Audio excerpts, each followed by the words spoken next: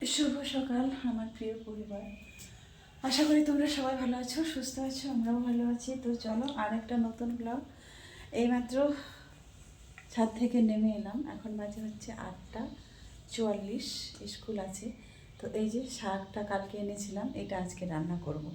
আর মাংস, আজকে তো বুধবার, মাংস নিয়ে এসেছে।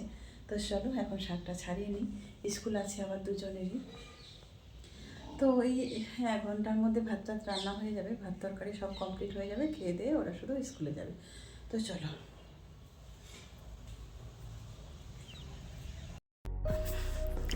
তো বন্ধুরা, তোমরা তো বুঝতেই পারছো আমাদের হচ্ছে রমজান মাস শুরু, মানে রমাদান।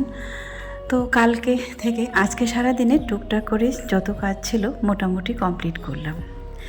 আজকের দিনটাই দিনের বেলা খেতে পারবো, আর কিন্তু তারপরে আর হবে না। তো সেই জন্য তো মোটামুটি আজকে কাছাকাছি ধোয়াধুয়ি যা আছে সমস্ত কিছু কমপ্লিট করতেই হবে। আজকে যেহেতু দুপুরে রান্না করব, তো এই তো কালকে এই বাজার থেকে যে কালকে নিয়ে এসেছিলাম এই 4টা করলা 20 টাকা নিয়েছিলাম। তো ভাবলাম এটা মাছ দিয়ে আজকে ঝোল করব। তবে যেহেতু পরের দিনে দিচ্ছি ভয়েসটা, তো খুব একটা ভালো লাগেনি। করলাটা একেবারে খুব কচি ছিল, তিতাটাও বেশি ছিল। আর কেন যে তরকারিটা রান্না করেও মোটামুটি কেউ খায়নি, তিতা তো ওরা খায়নি, আমি খেয়েছিলাম। খুব একটা ভালো লাগেনি ঝোল এখন। তারপরে এই তো যখন বেগুনগুলো কিনেছিলাম, তখন দোকানদার বলেছিল উপরে যেটা দেখতে পাচ্ছ সেটা কিন্তু পাখি খাওয়া, আর মোটেও খারাপ একটা ভেতরে বের হবে নি। সত্যি কালকে বেগুনগুলো নিয়ে এসেছি, আর আজকে দেখছি অর্ধেকটা বেগুনেই ফেলে দিতে হবে। পুরোটা ফেলে দিলে ভালো হতো, তারপরে যেহেতু টাকা দিয়ে কেনা হয়েছে, তারপরে দেখি যতটুকু নেওয়া যায় ততটুকুই লাভ, এটাই ভাবলাম। তারপরে এই তো কেটে কুটে মোটামুটি কয়েক পিস বের হলো।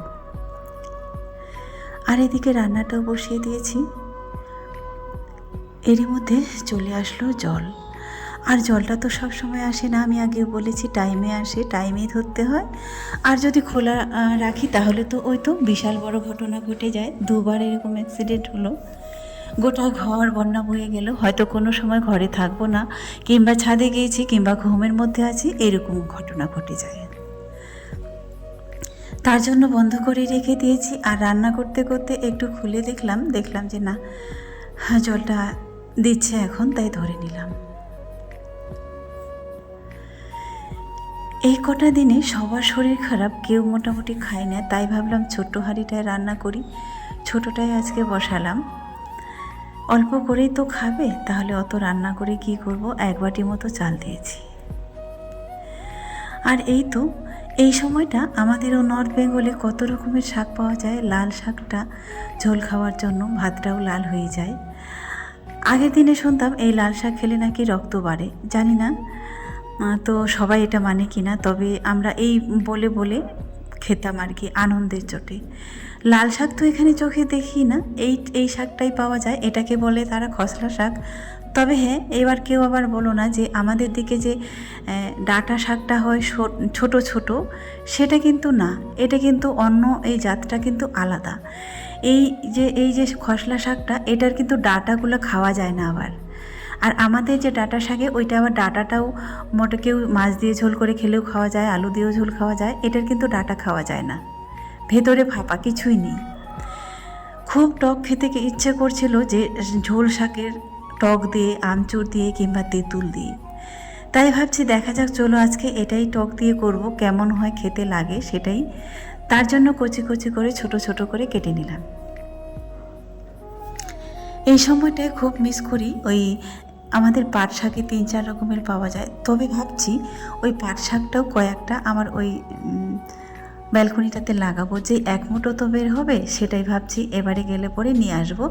না হলে বাবার বাড়ি থেকে কেউ যদি আসে তাদেরকেই বলবো যে আমার জন্য 1 মুঠো নিয়ে আসলে হয়ে যাবে। যেমন লাফা শাকটা নিয়ে এসেছিলাম, মোটামুটি 2 দিন খাওয়া হলো, বেশ ভালোই লাগলো। জলটা ফুটিয়ে দেব, শাকের জন্য জলটা এখানে ফোটাতে দিয়েছিলাম, যাই হোক ফুটেই গেছে। তারপরে শাকটা দিয়ে দিলাম। ঝোল শাক কিন্তু আমি এইভাবে রান্না করি, কে কেমন করে জানি না। লবণ দিয়ে জলটা আগে ভালো করে ফুটিয়ে নিব, তারপরে দিয়ে দিই। এই তো কয়েকটা লঙ্কাও দিয়ে দিলাম। এই লঙ্কাগুলো মোটে একবারেও ঝাল না, 5টা না 6টা দিয়ে দিলাম। তারপরে খেয়েছিলাম শাকটা, মোটামুটি ঝাল তবুও বোঝা যায়নি। এই লঙ্কাটা নিয়ে ঠকে গেছি, একেবারে ঝাল নেই। কী আর করা যাবে, 500 মতো নিয়ে নিয়েছিলাম। ভাবলাম এখন আমাদের ইফতারির সময় কাঁচা লঙ্কাটা লাগবে, শসাতে দেওয়ার জন্য লাগবে, কিংবা মুড়ি যদি খাই তাতেও লাগবে। আর সারাদিনে রোজা রেখে ইফতারের সময় শুকনো লঙ্কাটা আর ভালো লাগবে না, তখন কি বলো তো, পেট জ্বালা করবে। তাই ভাবছিলাম চলো এই কাঁচা লঙ্কাটাই নিয়ে নিই, কিন্তু নেওয়ার পরে তো ঠকে গেলাম, একেবারে ঝাল নেই। আর তার মধ্যে কেটে নিয়েছি এই শুকনো লঙ্কা দিয়ে ফোড়নে দিব, আর রসুন আর সরিষা বাটা করে নিয়েছি। সরিষা বাটা দিয়ে টক দিয়ে করব। অনেক দিন আগে একটু তেঁতুল নিয়ে এসেছিলাম যখন তখন খাবো বলে, তো কোথায় রেখেছি তেঁতুলটা এখন আর মনে পড়ছে না, হয়তো রিয়া রেখেছে, তাকে ডাকতে হবে। আর করলাটাও এদিকে দিয়ে দিয়েছি। আলুর পরিমাণটা একটু বেশি হয়েছে, এজন্যই আলুর পরিমাণটা একটু বেশি দিয়েছি। ওরা তো খুব তিতা একটা পছন্দ করে না, আলুগুলো যদি বেছে বেছে খায়। বিশ্বাস করো, এতটা তরকারি রান্না করে তারপরে কেউ খায়নি। যদি তিতা না হতো, আলুটা এমনি রান্না করে দিলে পুরোটাই চেটে কুটে খেয়ে নিত। তিতা উচ্ছ্বাসিদ্ধ তো ওরা জীবনেও খায়নি কোনো দিনও, ভাজা করলেও খাবে না। তবে এই তরকারিটা রান্না করলাম, তাতেও খেলো না। চলো, একটা দিয়েছিলাম আলু কুচি করে, আর শাকটা একটু পরিমাণটা বাড়ানোর জন্য, যেহেতু অল্প একটু ছিল তো তাই আর কি একটু বাড়ানোর জন্য দিয়েছিলাম, এক আটেই ছিল। আর সরিষা বাটাটা দিয়ে দিলাম। এবারে নেড়ে চেড়ে একটু ফুটলে পরে নামিয়ে নেব। সরিষা দেওয়ার পরে বেশিক্ষণ আর জাল ফুটালে পরে তিতা হয়ে যায়, তো তাই বেশি আর জাল দেব না।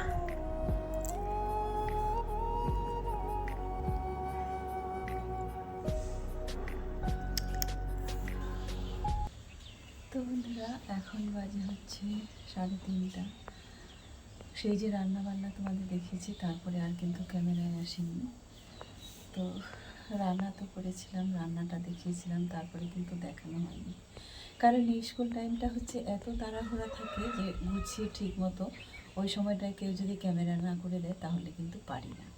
তো রান্না করেছিলাম করলা, আলু আর মাছ দিয়ে ঝোল একটা।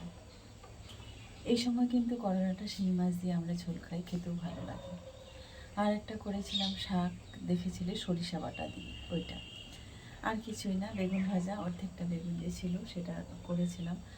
ওই তরকারি ঝোলটা না ফুটতে ফুটতে রাজিয়াকে দিয়ে দিয়েছিলাম খেতে। তো ও তো ওইভাবে খেয়ে দিয়ে চলে গেলো স্কুলে, অর্ধেকটা ভাত রেখে দিয়েছিল, সেটা খায়নি ও।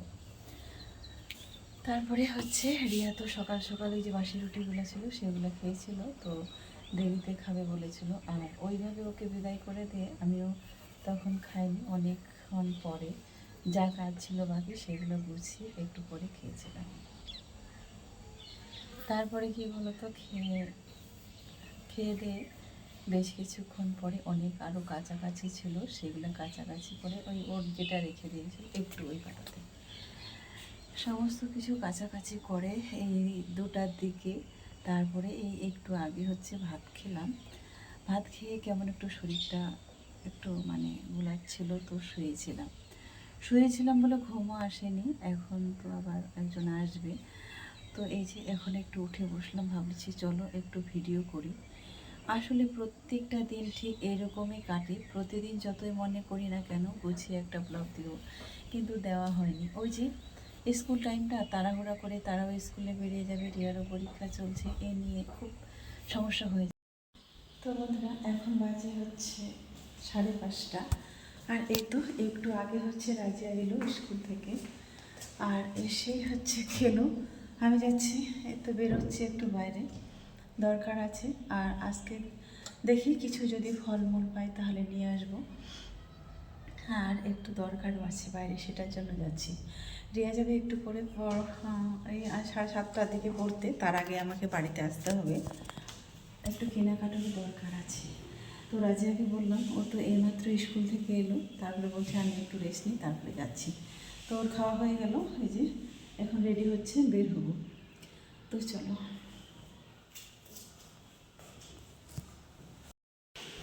এই যে রেডি হয়ে গেছি।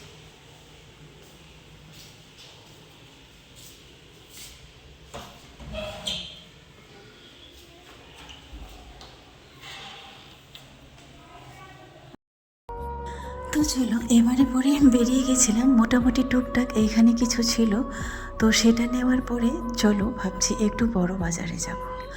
বড় বাজারে যাব বলে একটা ওড়না নিব, একটাই ওড়না, গত 2 বছর ধরে ওটাই ব্যবহার করছি নামাজ পড়ার সময়, তো ওড়নাটা একটু পাতলা হয়ে গেছে, তো ভাবছি একটা নতুন নিব, সেই উদ্দেশ্যেই বের হলাম। তো চলো এবারে হচ্ছে একটু হেঁটে হেঁটে যাব, তারপরে হচ্ছে টোটোতে যাব। পুরো রাস্তাটায় যদি টোটোতে করে যাই তাহলে যাওয়া আসাতে 100 টাকা মোটামুটি ভাড়া লেগে যাবে। তাই হেঁটে হেঁটে এই রাজাবাজার পর্যন্ত এসেছি, রাজাবাজারে এসে তারপরে টোটোতে উঠলাম। তাতেও মোটামুটি দুজনের 15 টাকা করে 30 টাকা নেবে। আসার সময় তো আসতেই হবে টোটোতে করে, কারণ একটু রাত হয়ে যাবে, এই 7:30 কিংবা 8টা মতো বেজে যাবে। আসলে এরা এখন মানে শহরে থেকে যখন অভ্যস্ত হয়ে গেছে তখন আর দিনের বেলা বেরোতে বললে কিন্তু বের হয় না। এই তো 5টা থেকে বলছিলাম বের হতে, বলছে না এখনই যাব না, একটু পরে যাব, একটু পরে যাব। আর যখন গ্রামে ছিল তখন কিন্তু এই রাত্রেবেলা বেরোনোটা, বিকালে বেরোনোটা খুব ভয় করতো। আমরা তো একেবারে, আমাদের বাড়িটা ছিল মফস্বলে, তাই একটু ভয়ই পেত আর বের হতো না।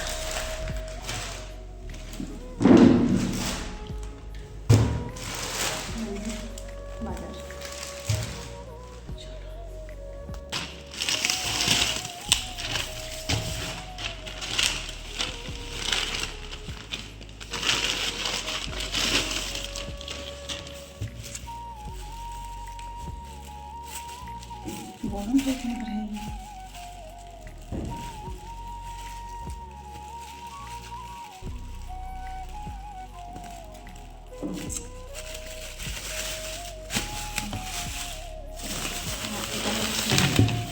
চানাচুর হচ্ছে ইফতারের সময় আর কি মুড়ি মাখাবো, সেই জন্য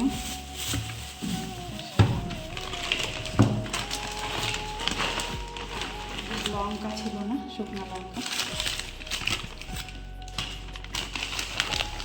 আর এটা একটা নামাজ পড়ার জন্য, এই যে একটাই অন্য ছিল, তো ভাবলাম চলো আর একটা নিয়ে নিই। একটা ওটা পাতলা হয়ে গেছে, অনেক বছর হয়ে গেল, ওটা 2-3 বছর, তো এইটা আজকে নেওয়া হয়েছে। ভালো আছে, ধরে দিস।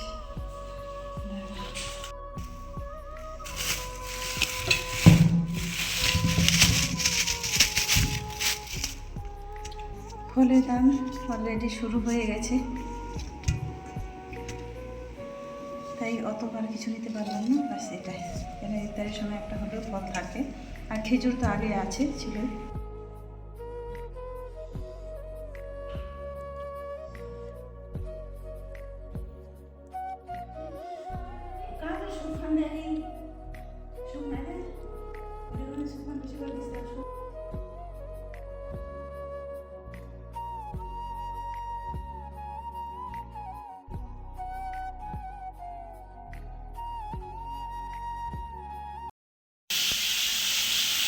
তো বন্ধুরা, ভোরবেলা রান্না করবো না, এখনই করে দিচ্ছি, কারণ এখন ভোরবেলা যদি নাও যাচ্ছে পারি এরকম ভয় লাগছে আর কি। আর রান্না করা থাকলে কী হবে বলতো, রান্না করা থাকলে ওকে খেয়ে নেবে। আর এই সময়টা কী বলতো, যে যেহেতু একটু ঠান্ডা ঠান্ডা ওয়েদার, নাও যাচ্ছে পারি, আর ঠান্ডা ভাত হলেও কোনো সমস্যা নেই,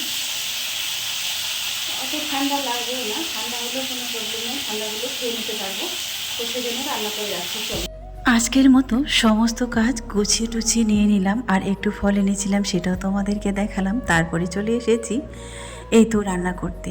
হ্যাঁ, রাত্রেবেলায় কোনোদিনও রান্না করিনি, আজকে করছি, কারণ আজকে ভোরবেলা আমাদেরকে সেহরি খেতে হবে, তাই রান্না করে রেখে দিচ্ছি। কারণ প্রথম দিন তো হয়তো ঘুম ভাঙবে না, কিংবা বুঝতেও যদি না পারি, মাইকে যখন যতটুকু সময় ডাক দেয় ওই মাইকের আওয়াজে উঠলে কি হয় বলো তো, রান্নাবান্না কমপ্লিট হতে না হতে আজানটা হয়ে যায়, আর আজানটা হয়ে গেলে তো আমরা আজানের পরে আর খেতে পারি না, তাই না, খাওয়া হয় না। আর মেদিনীপুরের আবার অন্যরকম সিস্টেম, আমাদের গ্রামে যে সিস্টেমটা দেখেছি, মাইকে ডাকে, আর মাইকে ডাকার পরে যারা যারা হয়তো তার আওয়াজ মাইকে যতক্ষণ না ঘরে পৌঁছায় তারা তো তারপরেও উঠতে পারে না। কারণ কি বলতো, গ্রামের মানুষ থাকে খুব, সারাদিনে কাজ করার পরে ক্লান্ত হয়ে ঘুমিয়ে পড়ে, সেই মাইকের আওয়াজ পর্যন্ত তাদের কানে কখনো পৌঁছায় না। তাহলে তাদের কেউ না কেউ কিন্তু ডাকতে যায়, ডেকে দিতে হয়। গ্রামে কিন্তু এই প্রচলনটা আছে, যে জাগেনি তাকে জাগিয়ে দেব, যে ওঠেনি তাকে ওঠানোর জন্য দরজা ধাক্কা দিয়ে দিয়ে উঠিয়ে দেয়। তবে হ্যাঁ, শহরে তো আর সেই প্রচলনটা নেই, আর চলেও না, আর কারো বাড়িতে যেতেও পারবে না। তারপরে মেদিনীপুরে দেখেছি মাইকে ডাকে যদি কেউ সাড়া দিলে যদি উঠলো, না হলে পরপর মোটামুটি পটকা ফোটানো হয়, তো সেই আওয়াজে কিন্তু মানুষ উঠে যায়। সেই আওয়াজে উঠে যায় একটা দুটা, মোটামুটি পরপর 4টা-5টা পটকা ফাটানো হয়। আর হচ্ছে এই মাছ, যেটা আগে যখন আমি রান্না করতাম, মানে মাংস যেভাবে রান্না করে অনেকেই কিন্তু এখনও ওরকম করেই করে, ওইভাবে রান্না করতাম। আর এখন একটু হালকা করে ভেজে নিয়ে ব্যাস এরকম করে আবার কষিয়ে তখন ভালো লাগে আবার ওইভাবে রান্না করলে, মানে কাঁচা যে গন্ধটা থাকে সেই গন্ধটা আর কি থাকে না।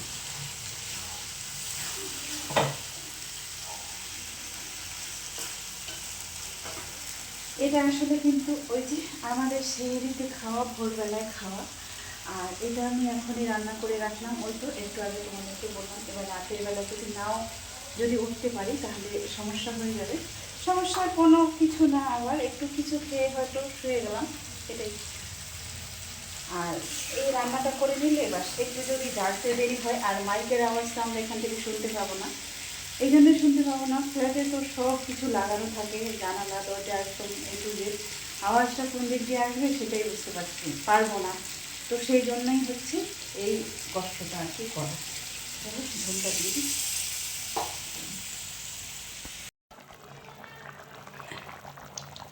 করো।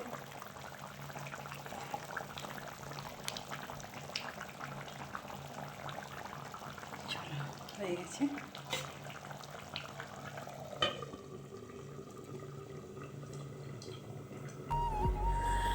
তো চলো, মোটামুটি রান্না কমপ্লিট। তবে ওদেরকে বলবো খাবে কি না। মনে হয় খাবে না, কারণ এই রাতে ওরা খায়নি, অভ্যস্ত নেই। তো চলো, দুধটা গরম হয়ে গেছে, দুজনে মিলে বসছে পড়তে। তো সেখানে দুধটা দিয়ে আসি। এই তো দুজনের জন্য ভাগ করে ঢেলে নিয়েছি। দু বোনেই বসেছে পড়তে।